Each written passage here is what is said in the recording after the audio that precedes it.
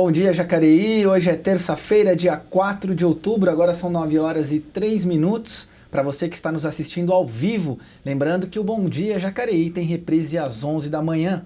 Hoje recebemos aqui no estúdio o prefeito eleito de Jacareí, Isaías Santana, que estará aí comandando a cidade nos próximos 4 anos.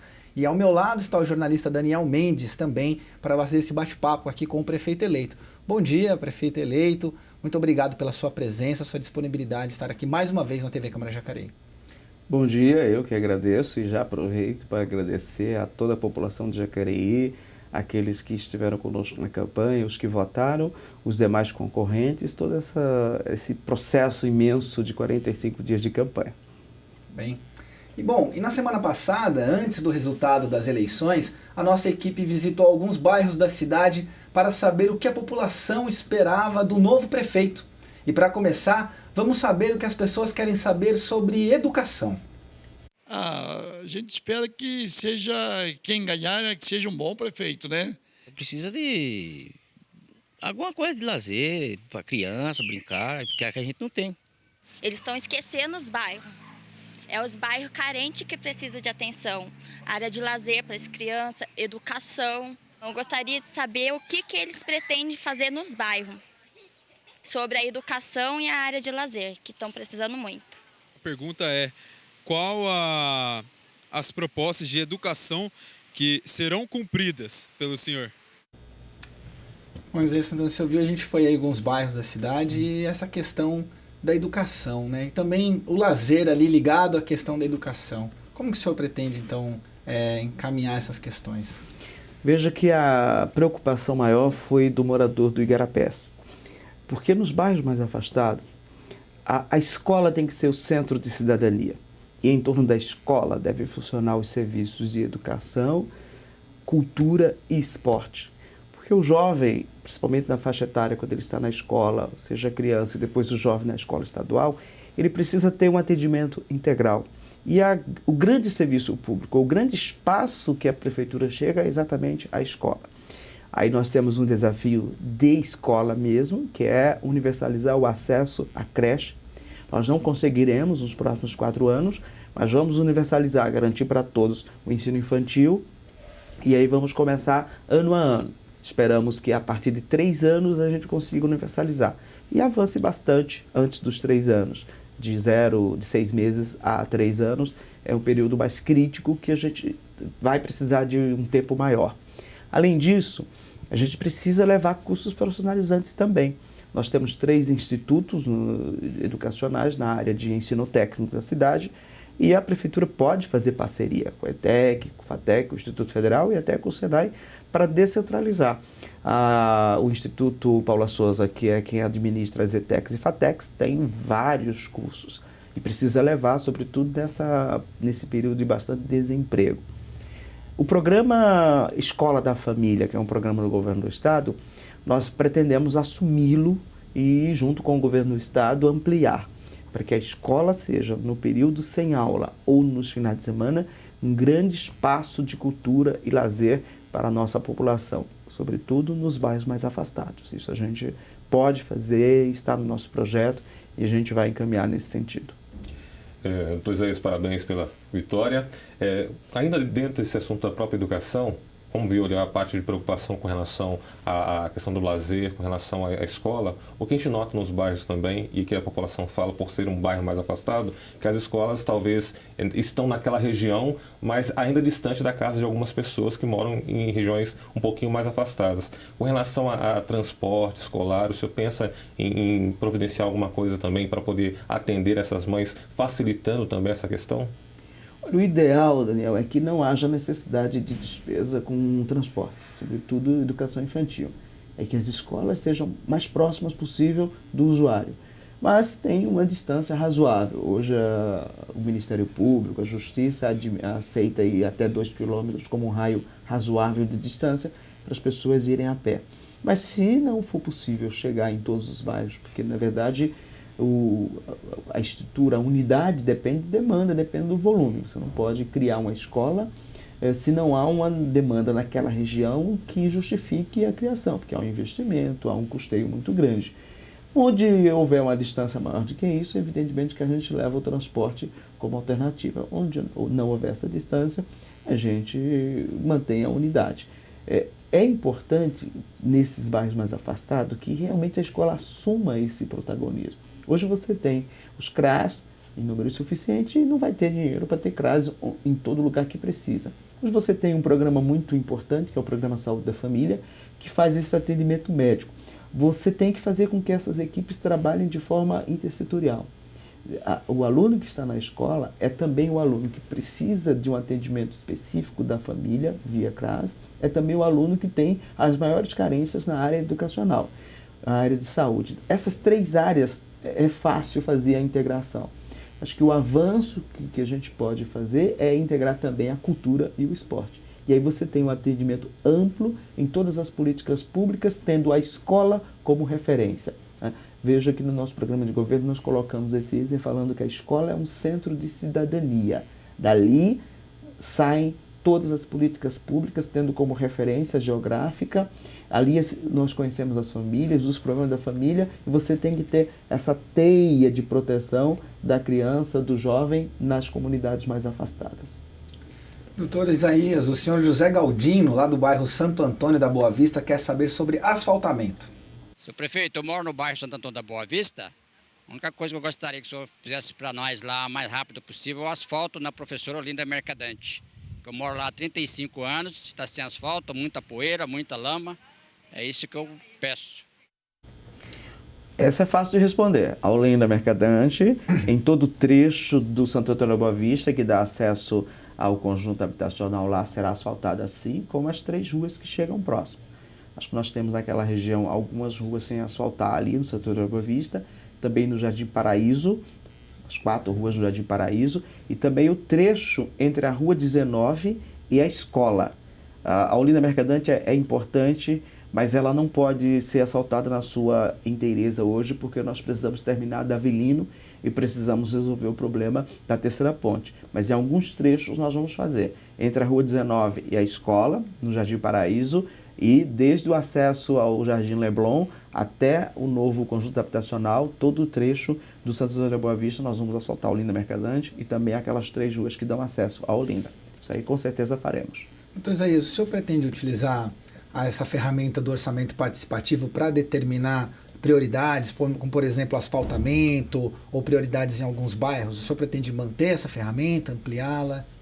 Olha, me parece que exerceu um papel muito importante na década de 80 para criar mecanismos e intensificar a participação popular na gestão pública. No entanto, o que a gente percebe é que nos últimos anos apenas 4 a 5% do orçamento foi realmente objeto de deliberações. E além disso, a parte orçamentária é a parte estritamente técnica. O que eu acho mais importante é envolver a participação popular na definição de prioridades, antes de fazer a lei de diretriz orçamentária, antes de fazer o plano plurianual, que vai ser no primeiro semestre, e também nos problemas que não dependem de investimento. Precisa de muitas coisas pequenas nos bairros que você pode fazer, porque já está previsto na lei, já é serviço útil, como uma pracinha, arrumar uma rua, melhorar um serviço. Eu acho que essa proximidade do prefeito e dos secretários com a população, e nós vamos fazer a cada 6 meses grandes audiências públicas nas principais regiões, é melhor. Porque a prática aqui é terceirizado, você manda funcionários, assessores que não têm legitimidade, que as pessoas não conhecem.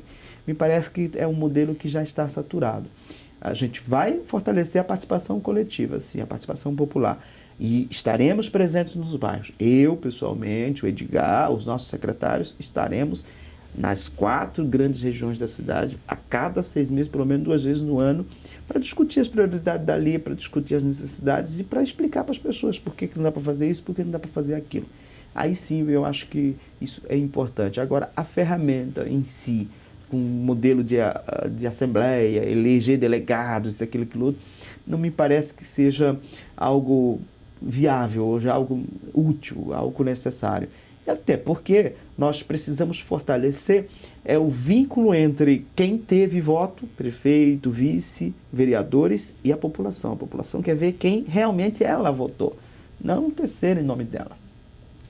O senhor falou de aumentar, por exemplo, a presença nos bairros, com essas grandes audiências que o senhor vai realizar nos bairros. O senhor pretende realmente fazer um trabalho semanal, mensal, para poder visitar as áreas, para poder definir, por exemplo, em qual local realmente essas reuniões vão acontecer, para que toda a população tenha acesso ao senhor? Serão nas escolas. As escolas, os grandes bairros.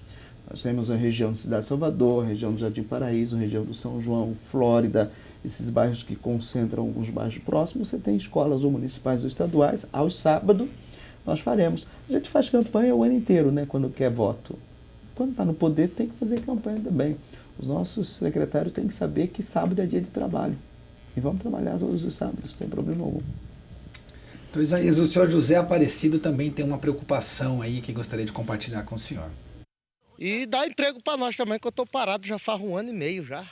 Entendeu? Aí fica difícil. O que é que você vai fazer para a área de emprego aqui? Há uma confusão muito grande na cabeça do cidadão mais comum das responsabilidades e competências. Emprego está muito atrelado a desenvolvimento econômico, a macroeconomia. Emprego é um ambiente macroeconômico gera. Isso depende das políticas definidas no plano federal. No plano municipal, o que você pode fazer é acompanhar o desempenho econômico da região e não deixar a cidade ficar atrás. A cidade tem que ser atrativa, mas não é a cidade a geradora de emprego. Às vezes as pessoas dizem, eu gerei tanto emprego, não gerou nada. O prefeito pode criar cargo em comissão, mas a necessidade hoje é de extinguir, é de diminuir. Agora, a prefeitura tem que ter uma equipe de técnico, tem que ter um serviço público no tocante à burocracia, à legislação, compatível com as cidades da região, para que ela não seja preterida, não seja prejudicada na definição que o investidor vai fazer, de onde vai criar, ampliar. Esse espaço favorável, e nem tributariamente isso é importante, porque os tributos da prefeitura não estão diretamente ligados à criação de emprego, nem ao desenvolvimento econômico, é que pode ser feito. Agora, a geração em si não depende. Lamentavelmente, não é uma coisa que uma prefeitura pode fazer. Ela pode melhorar a infraestrutura, ela pode simplificar procedimentos, simplificar a legislação, ela pode investir em educação e informação. Agora, no tocante a um grupo, um segmento da população que não tem empregabilidade, quer dizer, ele não vai ser inserido no mercado de trabalho, ele não tem formação suficiente, o mercado está exigente, ele não estudou, não se preparou, essas pessoas ficam excluídas do mercado de trabalho. Para essas, sim.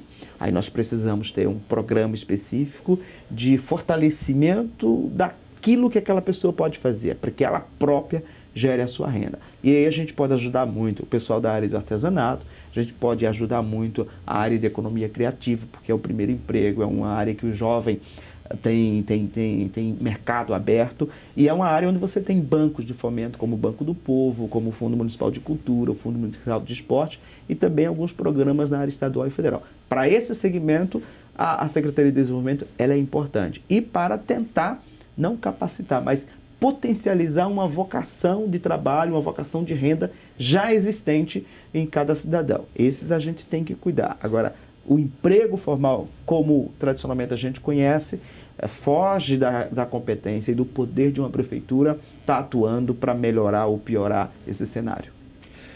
Doutor, nós temos uma região que é muito industrial, né? É bem conhecida pelas indústrias, mas nós temos, por exemplo, no município, em várias cidades do Vale do Paraíba, e principalmente também em Jacareí, um comércio que se sente prejudicado, obviamente, pela crise que afetou o país. Como é que o senhor pretende, assim, tem algum plano para poder ajudar os comerciantes da cidade que reclamam de diversas questões para poder realmente fomentar mais o comércio e aí também que ajuda na geração de empregos?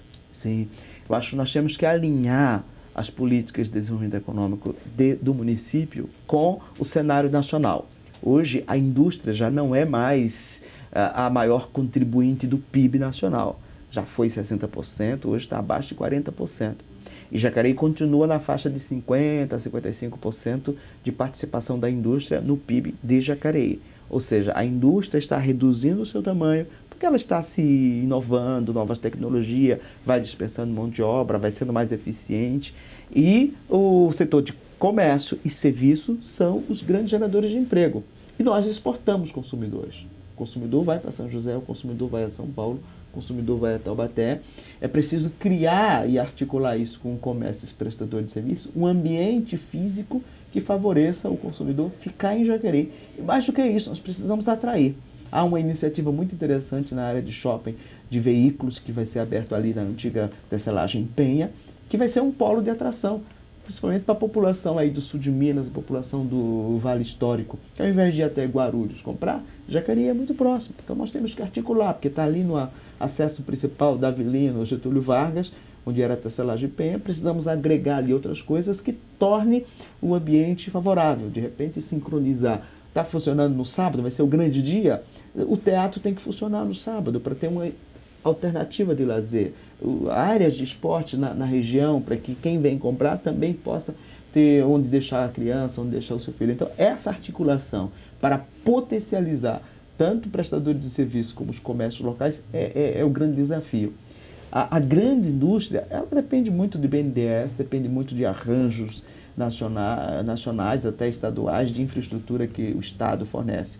O comércio e os prestadores de serviço, não. Aí sim é uma política municipal voltada. Mas muito mais naquilo. Como é que a gente pode melhorar o ambiente para potencializar o seu negócio? O que a prefeitura pode fazer com isso? Nesse sentido, deve ser o direcionamento da Secretaria de Desenvolvimento Econômico da cidade. Doutor Isaías, eu gostaria de retomar um ponto que o senhor colocou na sua fala, que é a questão dos cargos comissionados, né? O senhor pretende cortar cargos comissionados e em qual setor? Assim também gostaria de acrescentar, Jacareí tem hoje são 15 secretarias, né, e 5 autarquias. O senhor pretende rever isso também, fazer fusão de secretarias, extinguir, criar novas secretarias? A logística de funcionamento de uma administração municipal é a seguinte: nós temos 3 assuntos importantes que se destacam. As atividades meio, e aí você tem 2 ou 3 pastas, 3 ou 4, suficiente. E aí a gente já vai extinguir uma delas, que é a Secretaria de Negócio Jurídico. Ela não tem sentido. Você tem que ter uma Procuradoria Municipal e ela responde por todo o contencioso, por toda a assessoria e consultoria do município, com o Procurador-Geral, não precisa de secretaria. Você já elimina uma. Me parece que governo e comunicação são assuntos que devem estar juntos, porque a comunicação tem que ser de uma atividade de governo. Você coloca pessoas, você precisa que elas tenham um entrosamento. E são atividades muito relacionadas. Daí você tem uma secretaria desnecessária. Depois você tem a secretaria que cuida de pessoas. E aí o número é razoável, porque nós temos educação, saúde, desenvolvimento e segurança. São 4. E as outras secretarias são a secretaria que cuida da questão de solo. Basicamente, infraestrutura hoje, com uma autarquia. Não tem outra secretaria.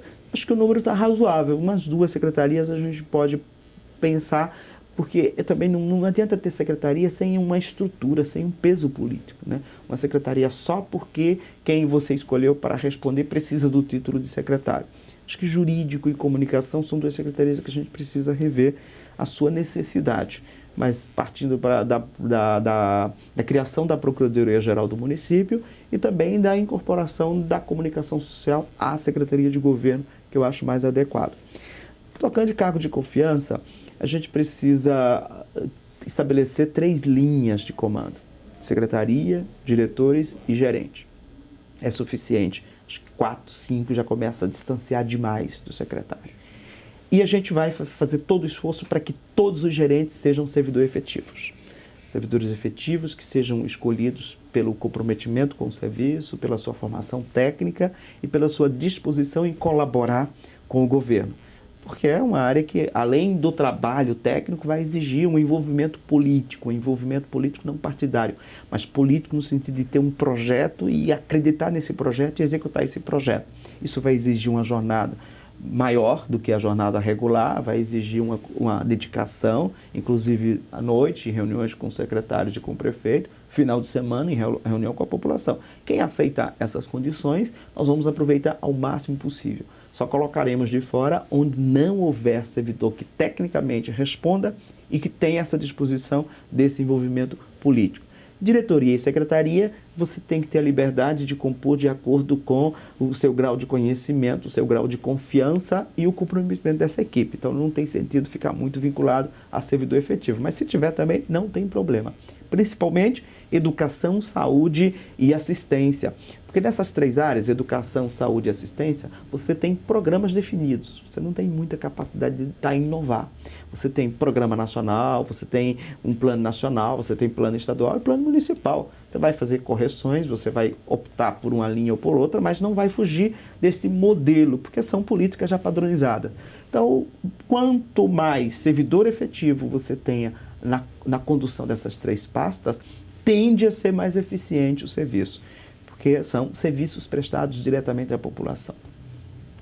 Bom, vamos fazer uma pequena pausa aqui no nosso bate-papo com o prefeito eleito de Jacareí, Isaías Santana. Vamos aos comerciais e na volta, no segundo bloco, continuamos aqui com mais perguntas da população e também com questões aqui que eu e Daniel Mendes vamos fazer ao prefeito eleito Isaías Santana. Bom dia, Jacareí, volta daqui a pouquinho, em instantes.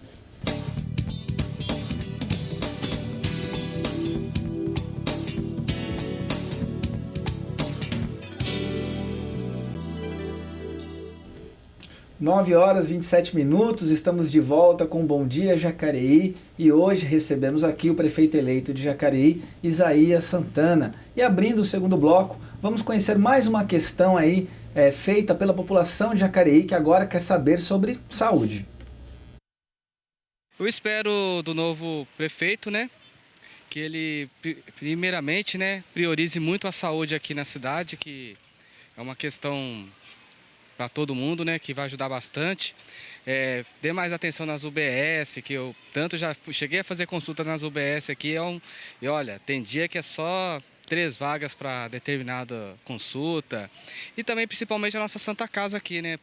O novo hospital vai atender principalmente a população de Jacareí ou cidades vizinhas também, porque sobrecarrega tanto a Santa Casa como o hospital que vai ser inaugurado também. É essa a minha pergunta. Queria saber se o futuro prefeito vai trabalhar com a saúde, né? Para melhorar, né? O jeito que está, não dá, né? Um oftalmo tem 6 meses que eu estou esperando uma consulta, não consegui fazer uma raspagem na vista, não consegui até hoje. E a minha prioridade mesmo é a saúde. A Santa Casa aqui não tem reforma, tem que fazer outra. Que aqui lá, sinceramente, entrar lá e morrer. Saúde é um tema predominante, né? Bem amplo. É verdade. É um grande desafio, mas eu acho que a gente tem que começar a rediscutir a organização do serviço. Acho que dá um conceito equivocado, tanto da Santa Casa como do SIM, que é a concentração do atendimento. A gente tem que reverter isso e descentralizar. Descentralizar significa redistribuir os médicos. E isso a partir de uma rede de UPAs 24 horas. Nós temos a possibilidade de, já no primeiro semestre, ter 5 UPAs. Hoje você tem 2, Parque Meia Lua e a Central. Nós temos 3 prédios em condições de funcionarem como UPA 24 horas. E esses 4 prédios funcionarão regionalmente. E a UPA infantil. A partir daí, a gente tira pelo menos metade, é a estimativa que os médicos fazem, do atendimento da Santa Casa, para dar um tempo para a gente resolver o problema da Santa Casa, que, além de ser um problema de saúde, é também um problema jurídico e financeiro. Jurídico porque há uma intervenção prolongada, excessivamente prolongada, e necessária, porque sem a intervenção não teria como a Prefeitura fazer o repasse de recursos para a Santa Casa, porque ela deve e não tem CNH. Certidão negativa de débito. A partir desse imbróglio, nós precisamos decidir, não eu, mas a cidade como um todo. Nós temos um contrato de uma licitação que foi feita para a construção de um hospital pela iniciativa privada. Não sabemos a viabilidade econômica, preciso chamar o parceiro que ganhou e conversar. Esse hospital precisa sair em 1 ano, tem que ter prazo definido. Se não sair porque economicamente não é viável, nós não temos outra alternativa a não ser partir para a construção de um novo pronto-socorro ali mesmo na Santa Casa. Então tem essas 2 alternativas que a gente vai discutir muito no primeiro ano e já tomar essa decisão. No tocante às UBSs, Hoje você tem que buscar e alinhar o funcionamento da saúde aos financiamentos federais, aos programas definidos pela União.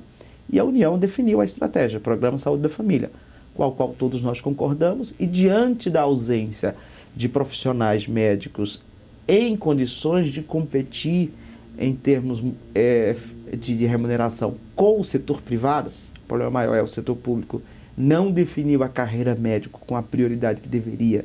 Por exemplo, a carreira jurídica. Hoje o Estado concorre com a iniciativa privada, oferece plano de carreira, oferece salário compatível e atrai grandes profissionais.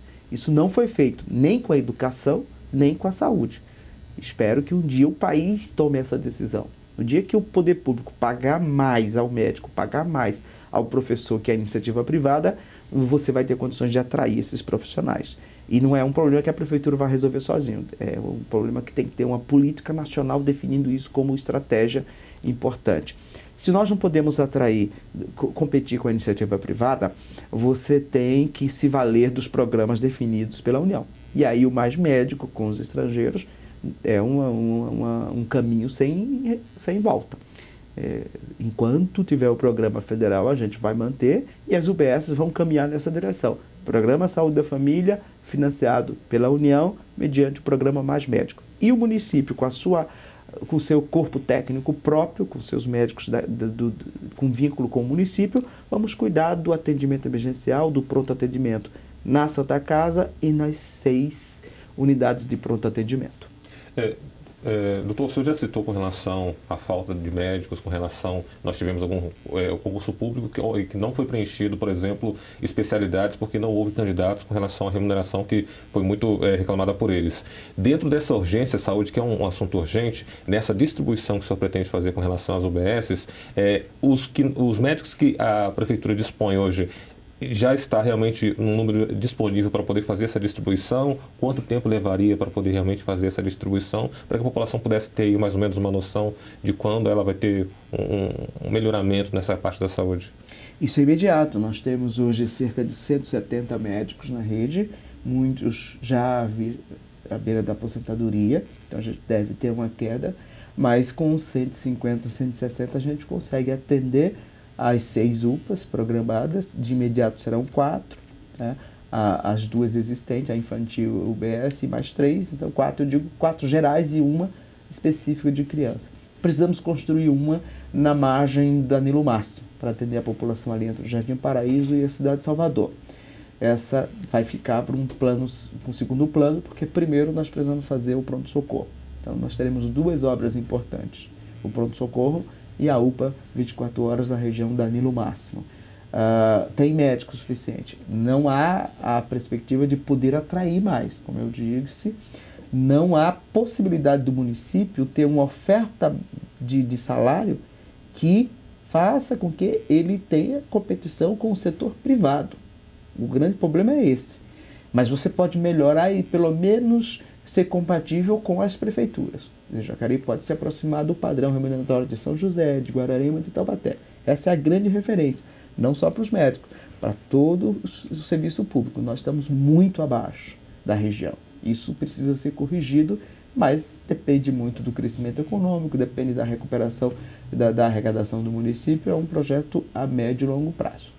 Algumas parcerias, por exemplo, com o setor privado, como o Hospital São Francisco, para atender a oncologia, o senhor já pretende realmente rever e retomar essas parcerias para poder atender essa população que continua esperando? Há definições legais das atribuições. As atribuições do Estado, nós vamos exercer o poder político, a liderança que o prefeito deve exercer, conversar muito, cobrar muito, articular em todas as reuniões da diretoria regional que funciona em Taubaté, nos valer dos deputados que nos apoiam, contato direto com a secretaria, para que o Estado assuma o papel. Nós não podemos permitir que, por ser uma região que tem São José dos Campos, uma cidade maior, todo investimento e todo serviço estadual funcione bem em São José dos Campos e não funcione para Jacareí. O tratamento vai ter que ser igualitário. Aquilo que o Estado oferece para São José não pode ser para São José, tem que ser para a região. Esse é o grande desafio do prefeito. Por quê? Porque se a prefeitura começar a socorrer as demandas que são responsabilidade do Estado, ela vai tirar dinheiro das demandas que são delas e ninguém vai fazer para atender a demanda do Estado. Nesse campo, o prefeito está certo em não colaborar. Agora, tem que exercer o seu poder político, a sua liderança, para fazer com que o Estado cumpra com o jacariense o mesmo que ele cumpre com São José e com Taubaté. Essa é uma disputa política, não é fazer no lugar, é exigir que faça também. Prefeito eleito, aproveitar que o senhor está falando dessa questão partidária. Jacareí foi administrada nos últimos 16 anos pelo Partido dos Trabalhadores. O seu partido volta agora a administrar a cidade. Vocês nessa legislatura, o PSDB, tinha o vereador mais votado da cidade de Jacareí, que não chegou ao final pelo PSDB, inclusive mudou de partido e concorreu contra o senhor. Como é que o PSDB se preparou nesses 16 anos para voltar a administrar Jacareí? Olha, mais do que partido, ou mais importante do que partido, do que siglas, é o grupo político. Então, nós mantivemos, com exceção do vereador eleito que optou desde o início por uma carreira solo, por uma atuação independente, nós mantivemos o mesmo grupo da eleição de 2012 e mais do que isso, nós acrescentamos e fortalecemos esse grupo. Acompanhamos tudo que foi feito nesse ano, toda a execução orçamentária, todos os problemas, tudo que melhorou, tudo que piorou. Fizemos um período de governo paralelo durante os 4 anos. Discussões semanais no nosso partido, sobre todos os temas. Então, hoje não há muita surpresa. Nós temos certeza que, não só eu, mas como todo o pessoal que ficou dentro do PSDB e que ficou acompanhando o governo, esse último governo, está a par dos principais problemas. E mais do que isso, quando a gente discute e a gente traz pessoas para dar opinião, para dar palpite, você já vai preparando soluções. Eu tenho absoluta certeza que, do ponto de vista de soluções e de tocar a máquina, de resolver os problemas, a gente começa o primeiro ano já com ritmo de governo, em condições de governar efetivamente. E desse grupo a gente já pode ter uma previsão de nomes para o secretariado, algumas pessoas, o senhor já tem definido? Como é que está sendo esse processo de construção do secretariado? Deve começar depois dessa entrevista, né? Por enquanto existe só na minha cabeça como cogitação, mas é um trabalho demorado, é uma montagem de um xadrez. Você precisa escolher a pessoa não só pela capacidade técnica, mas também pela capacidade de liderar. Você tem que se preocupar também com a legitimidade. Dizer, as pessoas que estão envolvidas no processo não podem dizer, mas por que ela, por que aquele outro, qual a razão?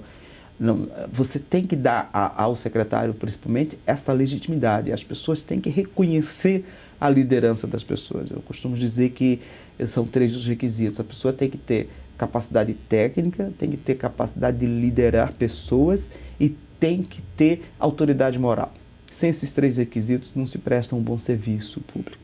Não basta só a capacidade técnica, não basta só a liderança e não basta só a autoridade moral. É preciso reunir esses 3 requisitos para que as pessoas respeitem, aceitem o secretário, o diretor, e a gente tenha condições de governar. Olha, governar já é muito difícil. E se as pessoas escolhidas não têm aptidão, aí se torna impossível. Daí você, ao invés de solucionar problemas, você está criando problemas. Nós temos mais uma pergunta lá do Jardim Santa Maria. Vamos conferir aí. Prefeito, eu tenho vários imóveis em Jacareí. Eu gostaria de perguntar para o senhor se vai aumentar nosso imposto o ano que vem, ou vai deixar aquele tal, ou vai rever aquela que ano passado foi aquele absurdo imposto. Por favor, veja esse lado para a gente, prefeito. Não vamos aumentar. E acho que tem um espaço aí razoável para sequer corrigir monetariamente. Mas a gente precisa ver os dados, as informações, né, os dados fiscais. Algumas distorções devem ser corrigidas. Por exemplo, a questão do IPTU verde. Nós temos muitas áreas na cidade que estão sendo penalizadas por não serem construídas. Na lógica da composição do IPTU, a tributação é maior do territorial e menor do predial, exatamente para estimular a função social da propriedade. No entanto, quando você tem grandes áreas com a pequena construção, porque ela está preservada ambientalmente, ela está preservada em razão de sua utilidade ecológica, ambiental, você acaba punindo. Então, essas distorções nós vamos ter que fazer também. Outra distorção grave no tocante a esses espaços entre a antiga zona rural e a zona urbana. Esses terrenos, essas áreas foram tributadas como se já fosse metro quadrado de lote parcelado. É um preço bem diferente. E aí você tem que também fazer essas correções pontuais. E uma terceira correção pontual é no tocante a habites. Os imóveis que têm habites, eu posso substituir o habites, que é um ato jurídico, formal, documental, por fotografia, ainda que seja de satélite. Não dá. A fotografia é útil como elemento auxiliar, elemento que informa o momento e, a partir dela, você parte para corrigir erros no cadastro, mas não para substituir tudo, porque você está trocando documentos jurídicos por uma fotografia e você está colocando a cidade inteira na clandestinidade. Hoje, quem tiver a BITS e tiver a fotografia com a área quadrada construída diferente, o ABITS precisa ser feito uma revisão. Aí ele vai contratar um profissional para corrigir, fazer a regularização, vai pagar essa verbação no registro de imóveis. Você está colocando mais ônus sobre o cidadão. Mesmo que haja essa diferença, ela é razoável que se suporte essa diferença, porque o ônus que recai sobre o cidadão, ao colocar na clandestinidade, é maior do que a vantagem econômica que a prefeitura tem. Até porque o IPTU representa algo em torno de 10% da arrecadação. Não deve ser um imposto que deve ser usado para ampliar a arrecadação. A arrecadação do município como o Jacareí se deve ao ICMS e ao ISS, ou seja, a atividade de produção e circulação de bens e de produtos, não a propriedade imobiliária. Doutor, com relação à contribuição municipal de iluminação, que é um assunto que tem sido bastante discutido na cidade, o senhor pretende, por exemplo, rever também essa questão? Não falamos isso durante a campanha, não defendemos, porque embora eu tenha discordado da criação, juridicamente eu não posso extinguir sem mostrar que houve um aumento da arrecadação de outras fontes para custear aquele serviço. Se essa equação for concluída, a gente pode até pensar em extinguir. Mas enquanto essa equação não estiver clara, e clara eu digo, não for demonstrável para que o tribunal aceite a extinção, eu não posso por força da lei de responsabilidade fiscal que impede. O que a gente vai fazer é reduzir esse custeio. Nós temos hoje fonte alternativa como energia solar, que a tecnologia já está acessível, então nós podemos pensar em iluminação das praças com energia solar, podemos pensar em iluminação dos Educamais com energia solar, as escolas que a utilização noturna é quase nenhuma, também dá para substituir por energia solar, e você vai ampliando as fontes alternativas de energia para diminuir o custeio disso. E na hora que você já tiver completar a instalação da rede e só tiver responsabilidade pela manutenção, também vai diminuir a necessidade de investimento. E uma distorção, que é no tocante ao comércio. Não concordo com a tributação elevada, porque o comércio não usa a energia de vias públicas. À noite não está funcionando. Então, por que ele está sendo penalizado? Além disso, é um custo indireto. Então, não tem sentido a tarifa diferenciada para o comércio, né? Você está cobrando energia de vias públicas, no período noturno. Corrigir isso aí de comércio e indústria, eu acho que é possível sim. E no mais, depende da equação econômico-financeira para ver se eu tenho receita para compensar essa despesa e reduzir a despesa com a manutenção mais simples, substituição, por exemplo, à medida que você vai substituindo por LED, usando novas tecnologias de produção de energia e para, ao tempo, você acabar reduzindo a necessidade desse novo tributo. Agora vamos então a uma outra questão aí de interesse da população, e é o Sérgio quem nos pergunta agora. Senhor prefeito, qual projeto que você tem para a mobilidade urbana? Porque nós não podemos ficar como estamos. Temos apenas uma empresa de ônibus, isso é monopólio e isso precisa mudar. A passagem de ônibus mais cara do Vale do Paraíba é essa de Jacareí. O que você vai fazer para mudar isso? Eu gostaria de saber dele o que ele pode fazer para o nosso trânsito ainda, para melhorar, né? Porque está muito congestionado no horário de pico ainda, né? O Sérgio é conhecido, é funcionário do SAI, viu? Mobilidade, vamos lá. A parte de transporte coletivo, o que nós podemos fazer é fazer uma melhor gestão do contrato, mas a garantia contratual de exclusividade foi definida na licitação e não me parece que seja uma boa prática administrativa você romper contratos. Pode questionar o preço da passagem dentro desse contrato? O preço, o contrato garante a lucratividade. Ou seja, quando foi feita a licitação, foi entregue uma proposta e a vencedora disse, eu quero lucrar tanto. Garantindo essa lucratividade, você tem como variantes o custeio. Se a equação demonstrar na planilha que o custeio está superestimado, não é esse efetivamente o custeio, você pode reduzir. Agora, se ficar demonstrado que o custeio é esse, você tem que manter o preço da tarifa para garantir a lucratividade do contrato. Essa é a questão básica. A exclusividade vai enquanto durar esse contrato em vigor, não tem como mexer juridicamente, porque mexer implicaria em desapropriar um direito. No direito se chama encampação, você tem que indenizar previamente. Indenizar duas coisas. Primeiro, o patrimônio investido que não foi amortizado, quer dizer, todo o capital na renovação da frota, construção de garagens que não foi ainda amortizado, que é um recurso privado. E segundo, a perspectiva de lucro até o final do contrato, que nós estamos frustrando. Isso significaria uma desapropriação desse direito. Então, é inviável do ponto de vista econômico, financeiro e do ponto de vista jurídico também, porque é uma luta de tribunal e tudo mais, e até porque a nossa consciência, a nossa formação nos impede de tomar uma decisão que é de aventura.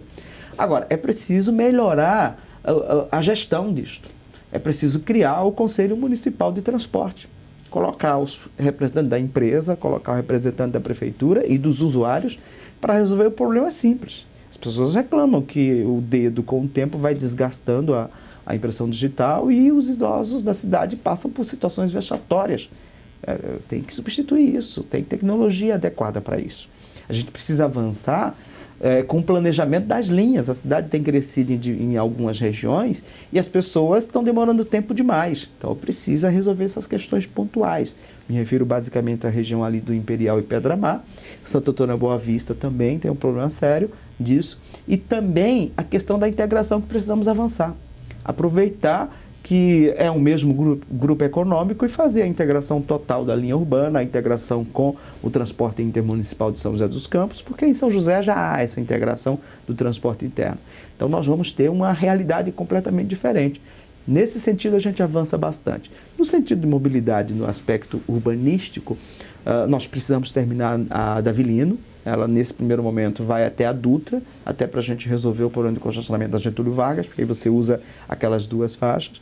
Nós precisamos combinar outro investimento com o setor privado.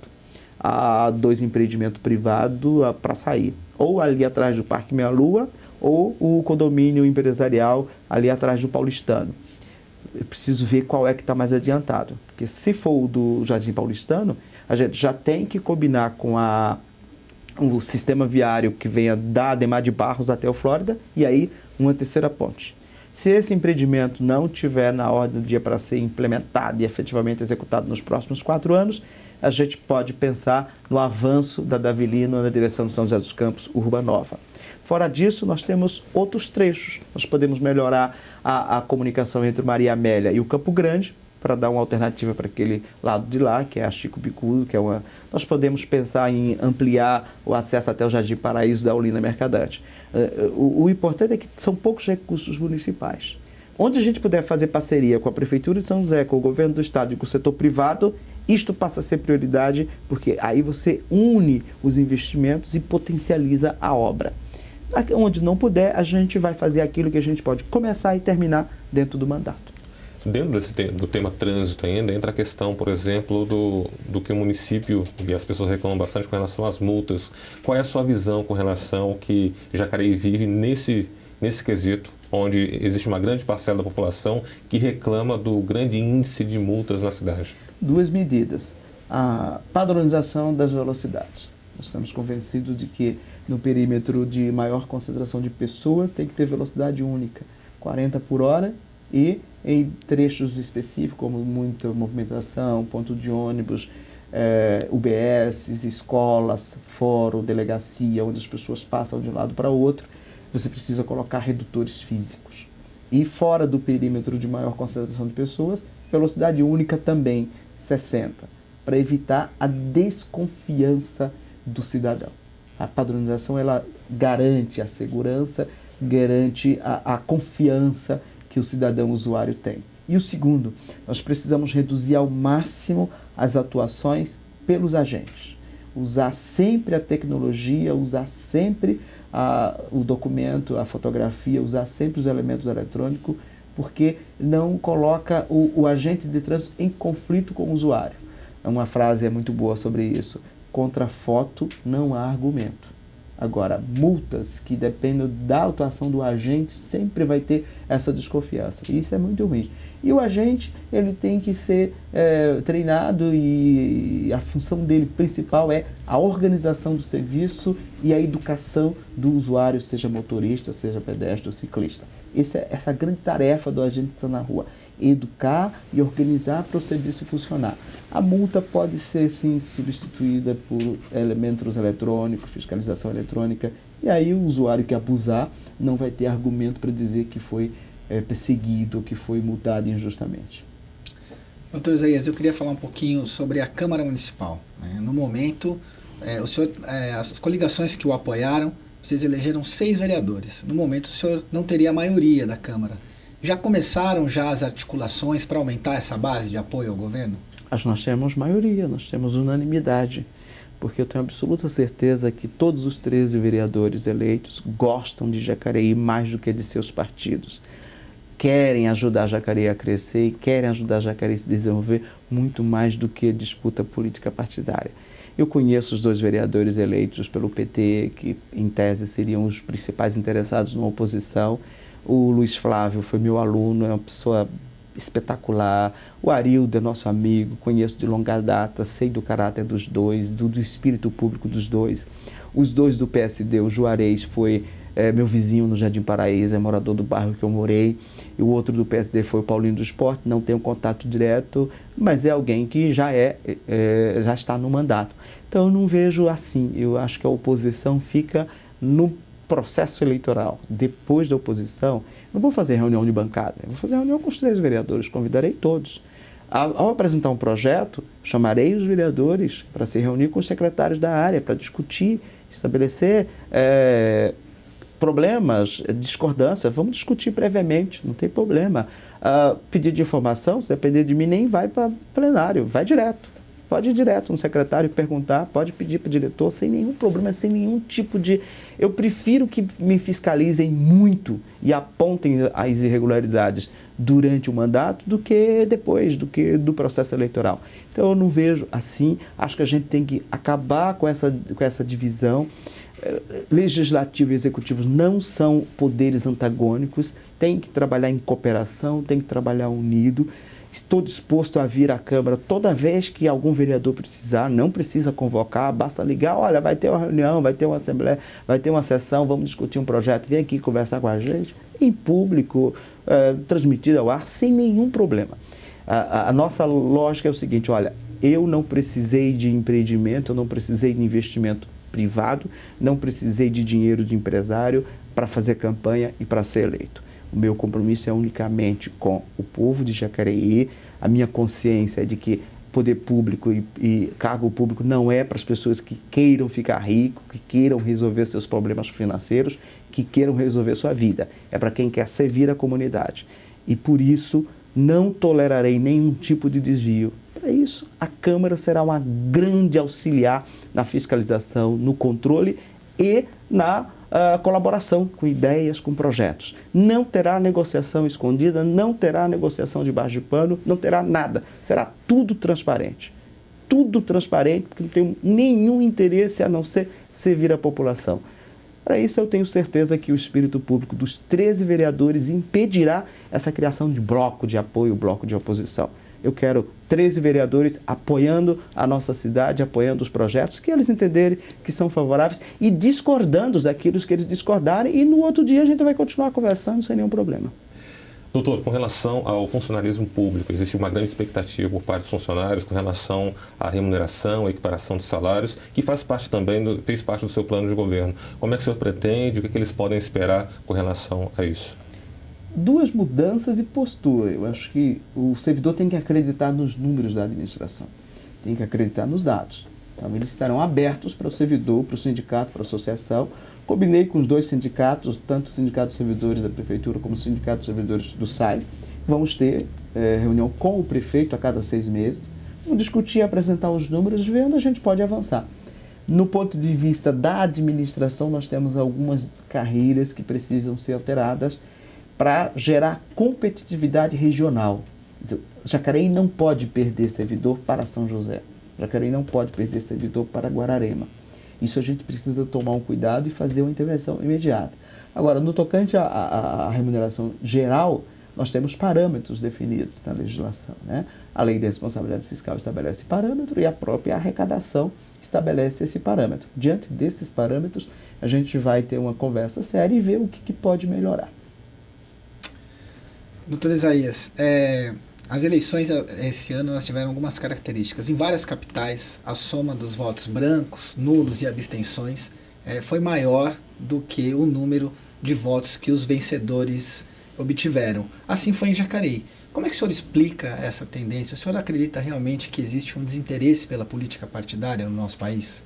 Culpa do governo, que decepcionou, e culpa da oposição, que não conseguiu seduzir. O voto obrigatório, na verdade, não existe. O que existe é o comparecimento obrigatório. O voto é sempre voluntário. Se você considerar que brancos, nulos e abstenções corresponde ao potencial de votantes que não votariam se não fosse obrigatório comparecer, os índices do Brasil são extraordinários. Comparando com as grandes democracias do mundo, ainda são extraordinários. Agora, de qualquer forma, é problema da classe política. A oposição não foi capaz de seduzir e convencer que é melhor, e o governo decepcionou, o que gera insatisfação do eleitor. Espero ter um governo que, ao final de 4 anos, esses 51 mil que diziam não acredito em ninguém, possa pelo menos dizer, olha, deu para acreditar em alguma coisa, vale a pena participar. Ou que tenha um ambiente democrático suficiente para dizer, não, eu quero participar para mudar isso aí, me enganou, me decepcionou. Eu acho que a gente pode contribuir isso, e os partidos de oposição, com um pouquinho mais de seriedade e maior envolvimento da comunidade, eles podem sim se beneficiar dessa insatisfação. Espero que as novas classes políticas que estão surgindo aí entendam que o poder se conquista para não se exercer, para devolver ao povo. Ou seja, você tem que ampliar os espaços. Câmara, por exemplo, tem que partir para uma radicalização da democracia. Câmara é fórum, é lugar de discussão. Câmara é ágora. Câmara tem que discutir a cidade. As comissões têm que chamar a sociedade civil, tem que ouvir a sociedade civil. Não pode fechar e escrever um papelzinho, um parecer burocrático. Tem que discutir a cidade. Não tem projeto importante? Vamos fazer um seminário sobre segurança, saúde, sobre isso, sobre mobilidade. Vamos trazer ideias, sugestões, chamar a faculdade, as universidades, chamar a sociedade civil. Isso. O Poder Legislativo é para isso.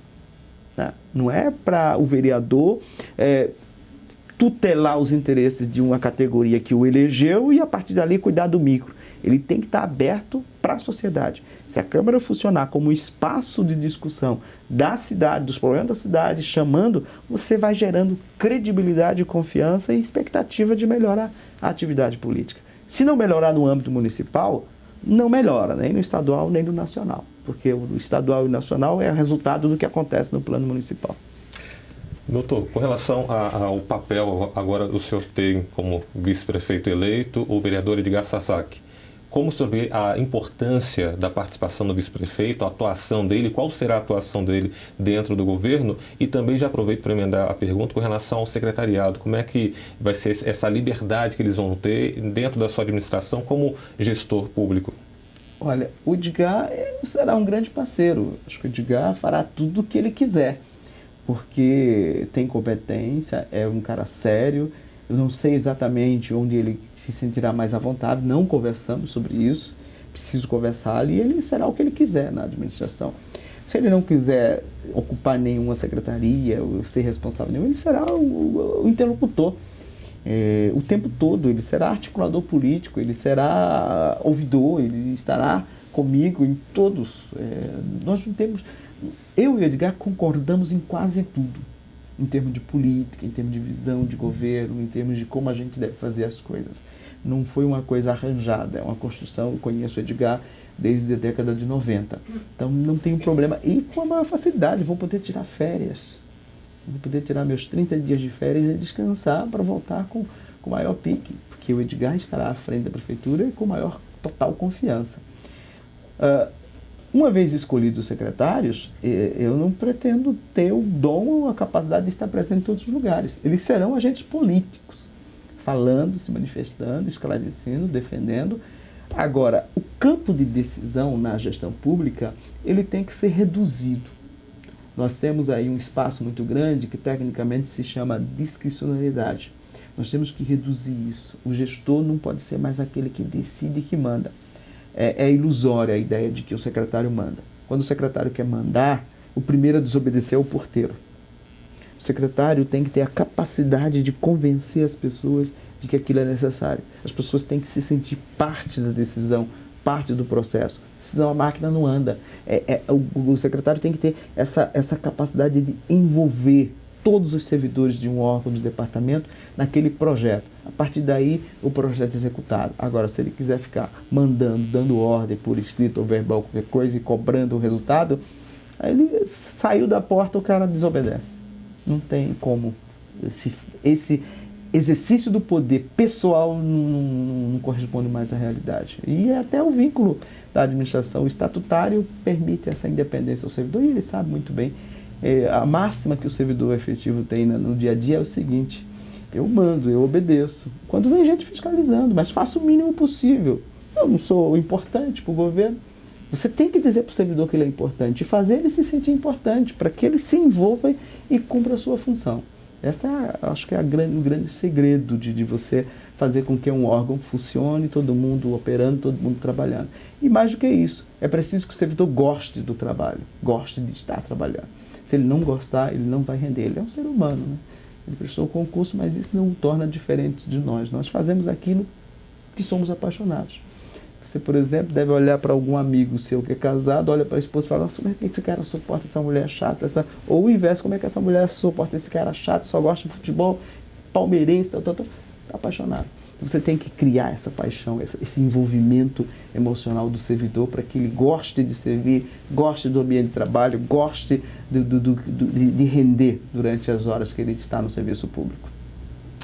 Doutor Isaías, nós já ultrapassamos um pouquinho o nosso tempo, mas eu gostaria de finalizar com uma última questão, que é a questão da expectativa que temos sempre que existe uma mudança de governo. Qual será, assim, o primeiro ato do prefeito Isaías Santana, que podemos esperar? Eu queria até fazer um exercício aqui de futurologia. Eu sei que a Anitta é muito amiga do senhor, ela que é taróloga. Daqui a 100 dias, passado de 1º de janeiro, depois da posse, o que vai ter acontecido em Jacareí, na prefeitura de Isaías Santana? Se eu responder essa sua pergunta, eu estarei negando tudo aquilo que eu falei. Não sei. Vai depender dos secretários, vai depender dos diretores, vai depender da lei orçamentária aprovada na Câmara, vai depender daquilo que é prioritário. O que eu tenho claro é que a gente tem que começar organizando a saúde, mudando essa lógica de funcionamento. Isso é óbvio. A gente tem que se preocupar muito com os contratos de fornecimento para que no início do ano letivo tenhamos todas as condições das crianças estarem na escola com toda a condição do serviço funcionar adequadamente. A gente tem que ter tido algumas conversas com os servidores para que eles mudem a postura e o ambiente de trabalho, e a gente tem que ter esclarecido a população do que é possível fazer em um ano, que é 2017. Essas são as preocupações que eu tenho. Agora, o que vai acontecer depende de muitos fatores. Eu espero que o grau de satisfação com a administração tenha melhorado. Aí sim é a grande meta, não só de 100, mas de 1 ano, 2 anos, 3 anos, 4 anos. Essa é a nossa grande preocupação. Acho que a democracia só sobrevive quando as pessoas acham que estão ganhando mais, estão vivendo melhor no regime democrático. Esse é o grande desafio de um democrata, é fazer com que as pessoas gostem de viver num ambiente democrático. Muito obrigado, doutor Isaías Santana. Muito obrigado, Daniel Mendes.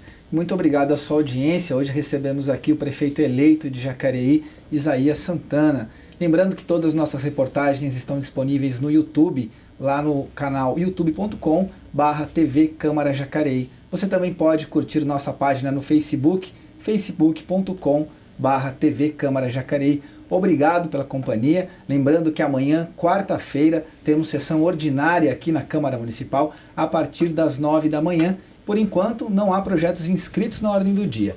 Você pode acompanhar a sessão também ao vivo na TV Câmara Jacareí e nos vemos na quinta-feira, quando o Bom Dia Jacareí volta à grade de programação aqui da TV. Até lá!